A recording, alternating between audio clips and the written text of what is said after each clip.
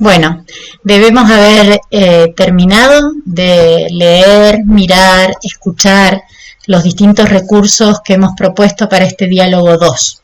Este diálogo 2 que lo llamamos ¿Qué vamos a saber? Y básicamente tiene que ver con poder pensar y actuar en clave didáctica, es decir, cómo usar, cómo incorporar, cómo trabajar con tecnología digital en el aula, en la sala, en el aula, en la modalidad y nivel que nos toque.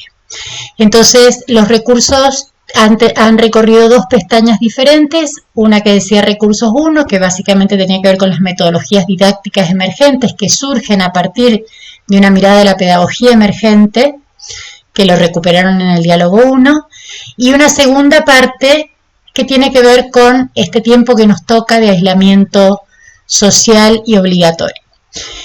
Con respecto a las metodologías didácticas emergentes, hemos traído tanto en un video como en el texto, quienes no podían acceder al video siempre tienen una opción de recurso que dé accesibilidad para que todos puedan seguir el proceso. Vimos en algunos textos 7 u 8 metodologías de las que se están utilizando más en el mundo, en distintas instituciones, autores y docentes. De esas 7 metodologías, nosotros vamos a centrarnos en 3.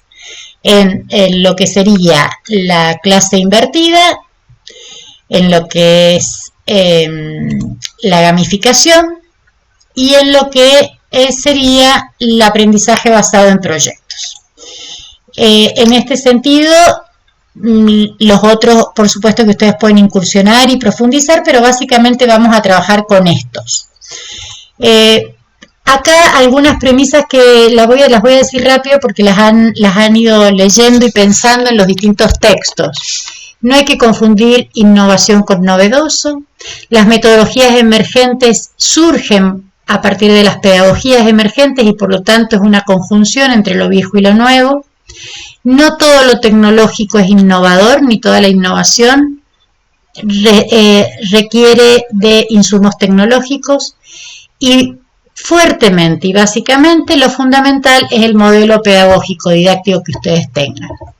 Entonces, ¿qué tenemos que tener en cuenta a la hora de seleccionar qué metodologías ustedes van a elegir para trabajar en el diálogo 3?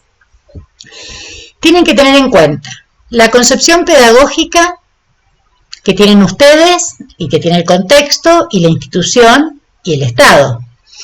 Tienen que tener en cuenta cuál es la concepción de ese contexto, de esa institución y de ese docente, que son ustedes.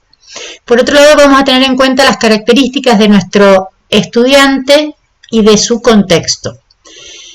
Es decir, quién es su familia, en dónde viven, cómo son los chicos, qué posibilidades de infraestructura tecnológica tienen, pero siempre la primera premisa es tener muy claro qué quieren hacer ustedes y cómo quieren enseñar ustedes. Ahí está toda la clave. Y por último, las posibilidades de hacer efectiva la metodología que elijan. Es decir, yo requiero hacer una valoración, una evaluación de que si las condiciones que yo requiero para llevar adelante una metodología están dadas y la puedo efectivizar. Esa fue la primera parte. Recursos 1 básicamente es pensar y poner en cuestión a las metodologías emergentes. Por eso no solamente están las metodologías de qué trata cada una, sino que deben haber leído textos en donde se le hace una crítica desde una mirada epistemológica, pedagógica y didáctica a las distintas metodologías. El segundo apartado de recursos tiene que ver con enseñar en tiempos de aislamiento social y obligatorio. Y en esto, básicamente, es decir, ¿qué piensan ustedes de esto, no? Porque yo puedo entender que estoy en una situación, pero nosotros como educadores vamos a tener que tomar decisiones y tenemos que ver qué pensamos al respecto.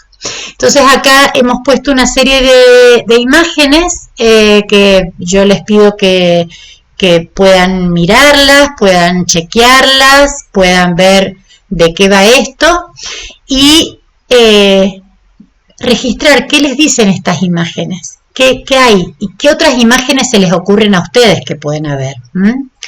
Entonces, ¿qué hay que tener en cuenta para tomar una decisión metodológica, educativa, pedagógica, profunda, pensando en el otro, pensando en la comunidad, pensando en el sujeto que aprende, a la hora de un proceso de aislamiento? Entonces acá yo les digo que educar o enseñar en tiempos de pandemia, podemos buscarlo, ¿sí? Y vamos a ver cómo aparecen una serie de artículos actuales de nuestro país e internacionales que pueden darnos pistas de qué estamos pensando al pensar en esto.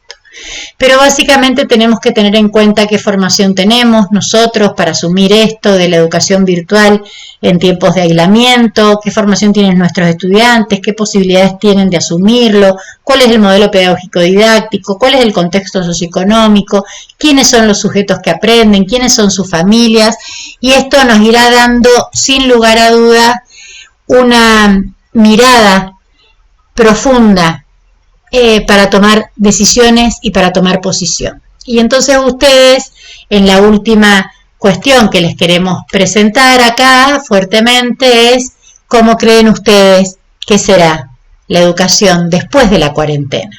¿Vamos a seguir igual? ¿Va a haber algo que cambie? ¿Ustedes en qué creen que se tendrán que formar o no?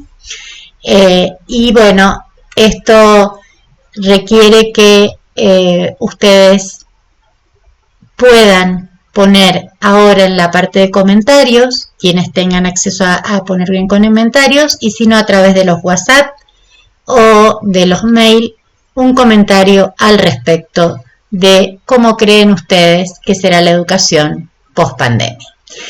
Bueno, sigan trabajando, ahora les queda solamente completar el comentario que está aquí abajo, ahí, y seguir a la actividad integradora que, como estamos haciendo en todo el recorrido, lo pueden hacer y resolver de distintas maneras de acuerdo a sus posibilidades tecnológicas, familiares y sociales.